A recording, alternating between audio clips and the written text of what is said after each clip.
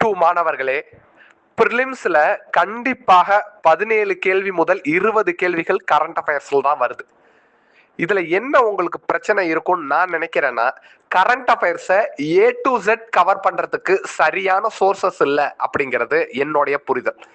நம்மளுடைய current affairs மாஸ்டரியில நீங்க எல்லா கரண்ட் அஃபேர்ஸையும் A to Z கவர் பண்ண முடியும். உங்களுக்கு இருக்கக்கூடிய ப்ராப்ளமா நான் நினைக்கிறது, நான் வேற ஒரு அகாடமில ஜாயின் பண்ணிட்டேன் சார், கரண்ட் அஃபேர்ஸுக்கு நான் ஒரு வெப்சைட் பார்க்குறேன், ஒரு நியூஸ் பேப்பர் பார்க்குறேன், அதுல எனக்கு சாட்டிஸ்ஃபை இல்லை அப்படிங்கிறது தான் பெரும்பாலான மாணவர்கள் என்னிடம் சொல்றீங்க.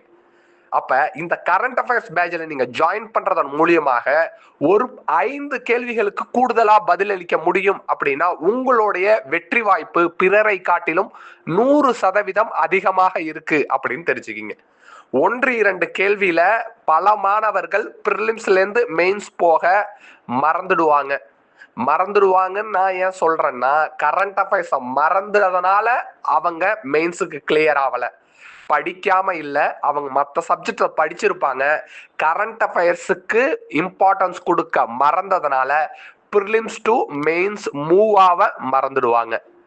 மெயின்ஸ்ல நீங்க என்னதான் ஸ்ட்ராங்கா இருக்குன்னு உங்களுக்கு பிலீவ்னஸ் இருந்தாலும் கரண்ட் அஃபேர்ஸோட துணை இருந்தால் கண்டிப்பாக நம்ம வெற்றி பெற முடியும்.